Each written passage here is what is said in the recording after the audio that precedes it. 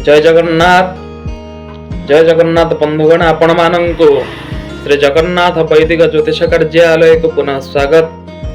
आज आम जानिबा एक महत तत्व।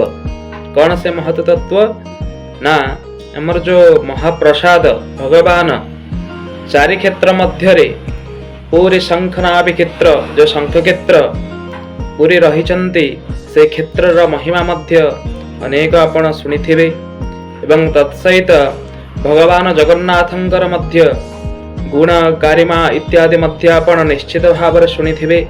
से क्षेत्र थिबा प्रतिटी मुहूर्त एवं प्रतिटी वस्तुर एते तत्व रहिछि जहाँकि आमे सदा सर्वदा चिरंतन नित्य शाश्वत भाव ताहाकू दर्शन करने मात्र मध्य आमे पुण्य लाभ करि परिबा।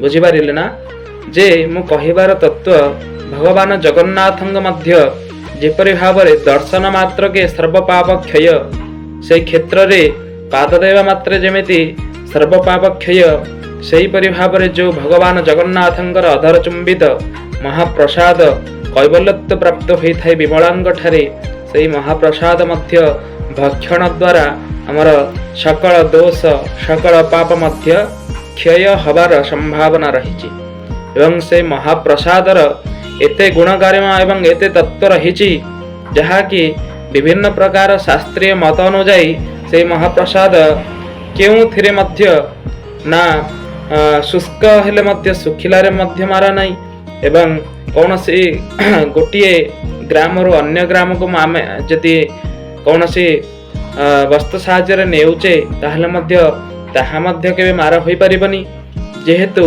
सेई महाप्रसादर एते महत्व रहिछि।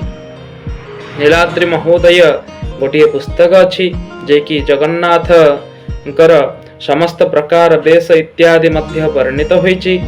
सही पुस्तक रे आमे गोटिए श्लोक मध्य देखिबा को पाइछु जे से महाप्रसादर एते महत्व रहिछि जहाँकि भगवान जगन्नाथं को दर्शन करने द्वारा जतिकि पाप क्षय हुए एवं जतिकि सांत्वना आमको प्राप्त होता है सही परि भाव आपण जदि से महाप्रसाद को सेवन करुछंती दर्शन करुछंती ता द्वारा मध्य आपणकर सर्व पाप क्षय होई सेतिके आनंदित मध्य उपलब्ध करि परिबे।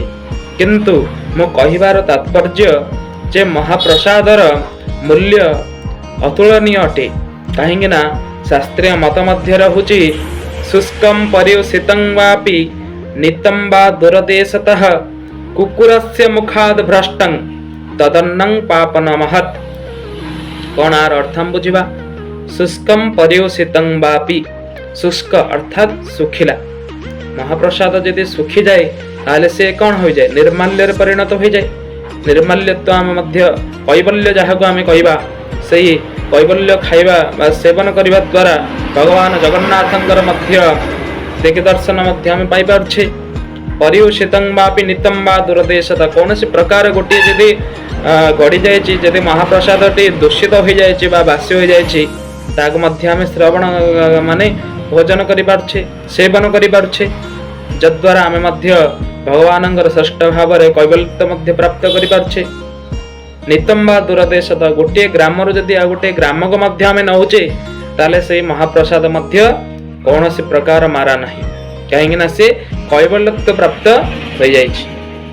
कुकुरस्य मुखाद् भ्रष्टं कुकुर मध्य स्वान अर्थात कुकुर जदि मध्य से प्रसाद को कौन सी ये द्वारा बा कौन सी लोभ द्वारा जदि से भोजन करने निमंते जाउछि ता मुखरु जदि स्फलन हो जदि तले मध्य पड़ जाइछि ताहले मध्य से महाप्रसादटी को आमे सेवन करि देई परिबा।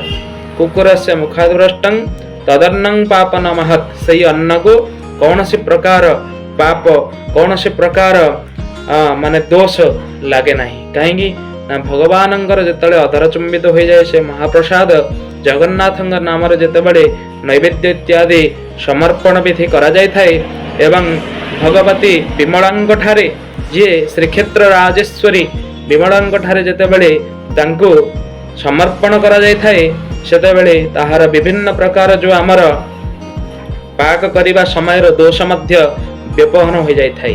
तेणुकरी आमे से महाप्रसादर एते मूल्य गुणगारिमा रही ତାହାକୁ ଆମେ ସେବନ ଏବଂ ଦର୍ଶନ ଇତ୍ୟାଦି କରିବା ଦ୍ୱାରା ନିଶ୍ଚିତ ଭାବରେ ଏହି କଳିଯୁଗରେ ସର୍ବ ପାପ କ୍ଷୟ ହୋଇ ସମସ୍ତ ପ୍ରକାର ସୁଗମ୍ୟ ଶୁଭ ସୌଭାଗ୍ୟ ପ୍ରାପ୍ତ କରିଦେଇ ପାରିବା।